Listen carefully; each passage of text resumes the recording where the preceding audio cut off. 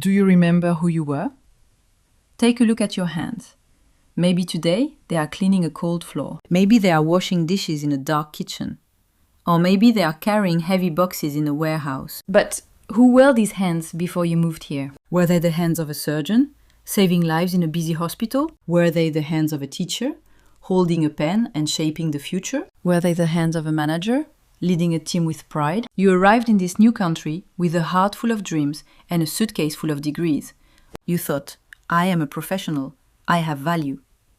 But then you opened your mouth to speak. The words didn't come out right. The English was too fast, too hard.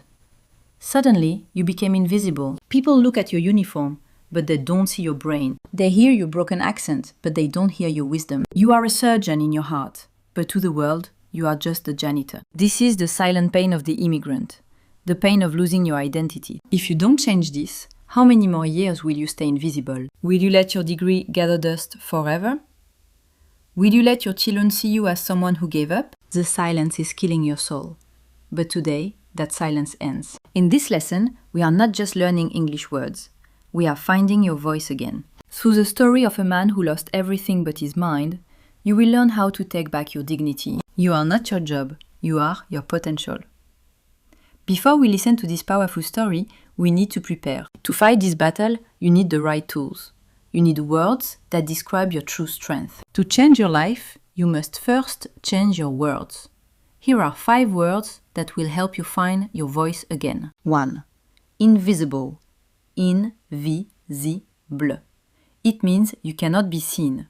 But remember, just because people don't see you, it doesn't mean you are not there. Stars are invisible during the day, but they are still in the sky. 2.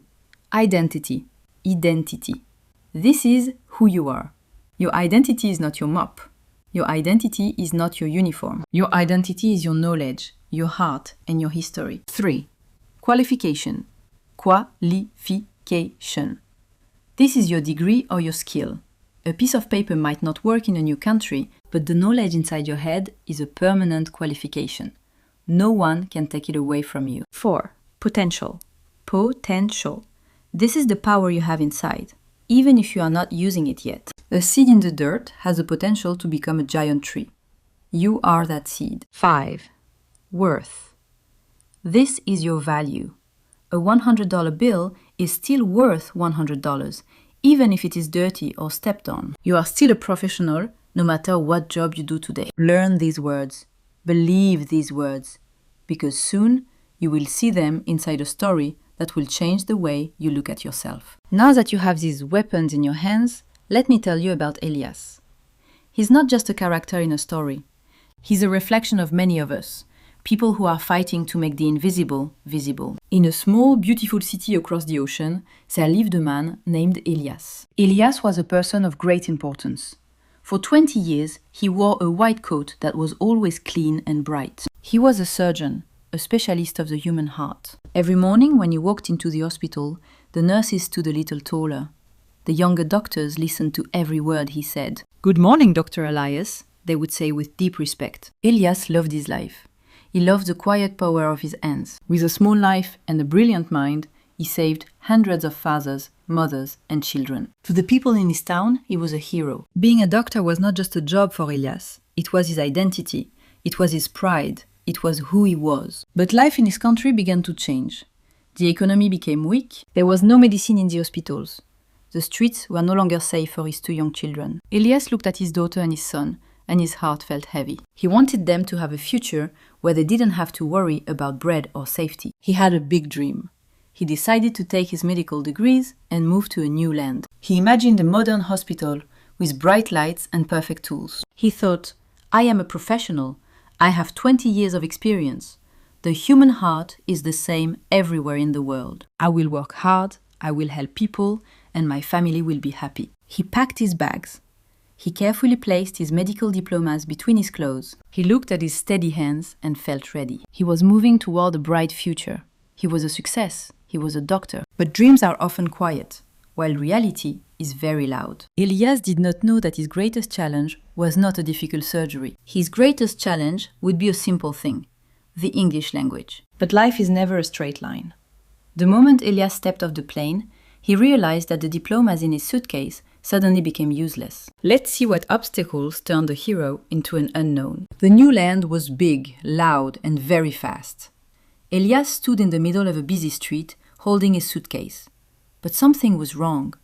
He knew the medical word in Latin, but he did not know how to order a cup of coffee. He went to the medical board to show his degrees. The woman behind the desk looked at his papers and then at him. "I am sorry," she said coldly. "Your qualifications are not accepted here. You need to take many exams. And first, you must speak fluent English." Elias felt a cold shiver.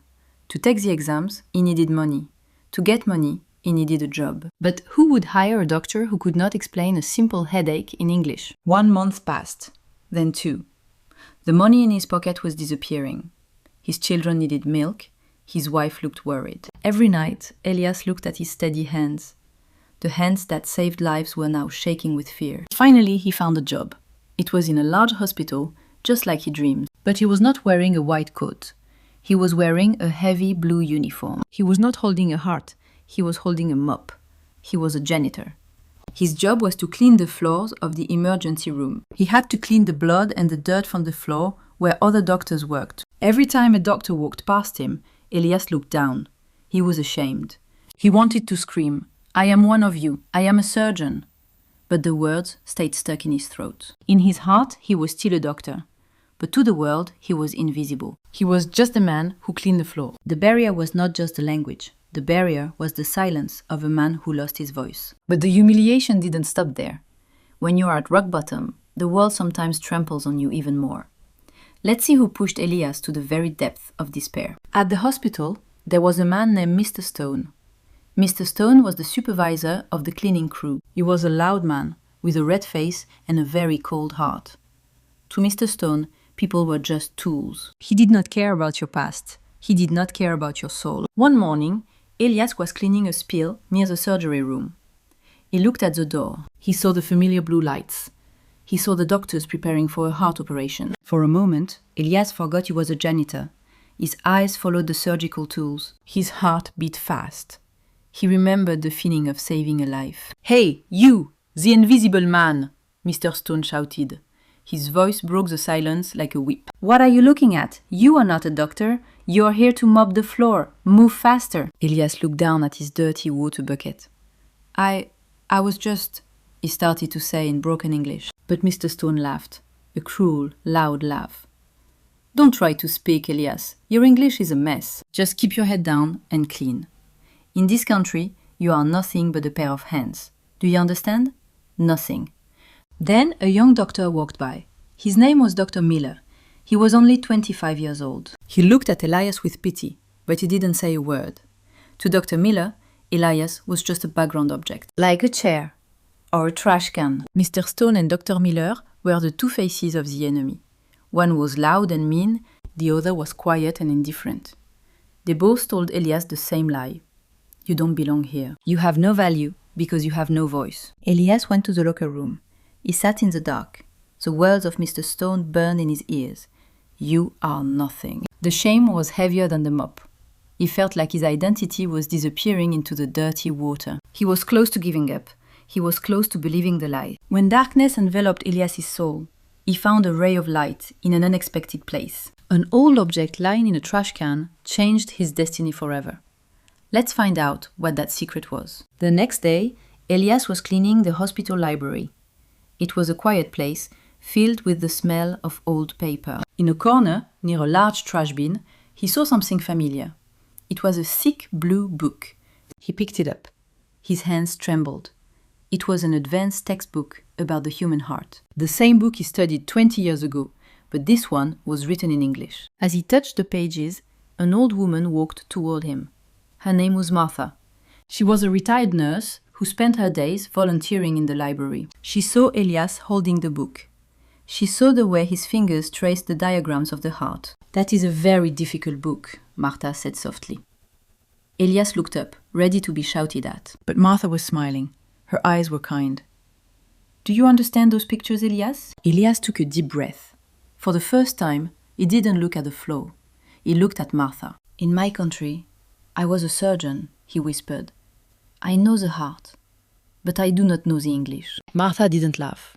She pulled a chair for him. "Then let the heart teach you the English," she said. "You already have the knowledge inside your head. You just need the labels in a new language." This was the secret. Martha told him, "Don't try to learn English like a child. Learn English like the doctor you are." Every day after his shift, Elias met Martha in the library. They didn't start with "Hello, how are you?" They started with the words Elias already loved. Ventricle, aorta, cardiomyopathy. Elias realized something powerful. When he spoke about medicine, he forgot to be afraid. When he spoke about saving lives, his voice became strong. He used his old strength to build his new voice. He was no longer just a janitor learning a language. He was a surgeon reclaiming his kingdom, one word at a time. Elias had found his path. But learning is one thing. Facing real-world challenges is another. Let's see what his quiet, arduous training process was like before the storm hit. Elias changed.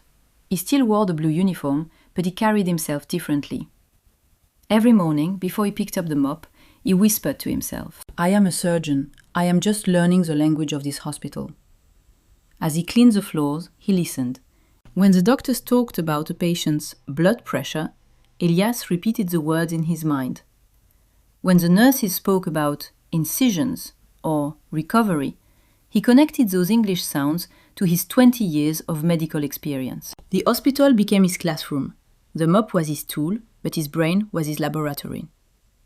One afternoon, while cleaning near the nursing station, he saw a medical chart left on a table. In the past, he would have ignored it, but now he looked closer. He read the words, "acute myocardial infarction." His heart skipped a beat. He knew this. It was a heart attack. He understood the danger. He understood the symptoms. He realized that he was no longer invisible to himself. He was a professional, hidden inside a janitor's skin. But it was not easy. Mr. Stone was still there, watching him like a hawk. "Elias, why are you standing still? Scrub the floor." The words were like stones thrown at him. In the past, Elias would have felt small, but this time he looked Mr. Stone in the eye. He didn't argue. He just said, "Yes, sir, I am working." His English was still broken, but his voice was steady. At night, while his family slept, Elias sat with Martha's book. He practiced how to describe a surgery in English. He practiced how to explain a diagnosis. He was tired. His back ached from the cleaning, but his mind was on fire. He was preparing for a moment he didn't know was coming. He was building a bridge between his old life and his new life. Step by step, word by word. He was no longer waiting for someone to save him. He was saving himself. And then that day arrived. The horrific incident occurred right in the hospital lobby. Amidst the chaos and fear, the voice of the invisible man forced everyone to listen. Watch how Elias shone. It was a rainy Tuesday afternoon. The emergency room was crowded and chaotic. Suddenly, a loud noise broke the silence of the hallway. A man in a suit collapsed near the elevator. He was clutching his chest. His face was grey. Dr. Miller, the young doctor, ran toward the man. "He's having a heart attack," Miller shouted. The nurses brought the equipment, but something was wrong. The patient was not responding to the standard treatment. Dr. Miller looked panicked. His hands were shaking. "The rhythm is wrong. I don't understand why the pressure is dropping." Elias was nearby, holding his mop. He looked at the patient's neck. He looked at the way the patient was breathing. In his mind, 20 years of surgery flashed like a light. He knew this was not a simple heart attack. It was a rare complication, a tension pneumothorax, disguised as a cardiac arrest. Elias dropped his mop. The sound of the plastic handle hitting the floor was loud. He stepped forward.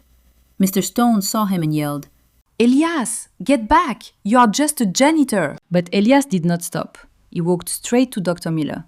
He didn't look at the floor. He looked at the doctor's eyes. He spoke. His English was slow, but every word was like a scalpel. "Doctor, look at the trachea. It is shifted. This is not just the heart, it is the lung. Pressure.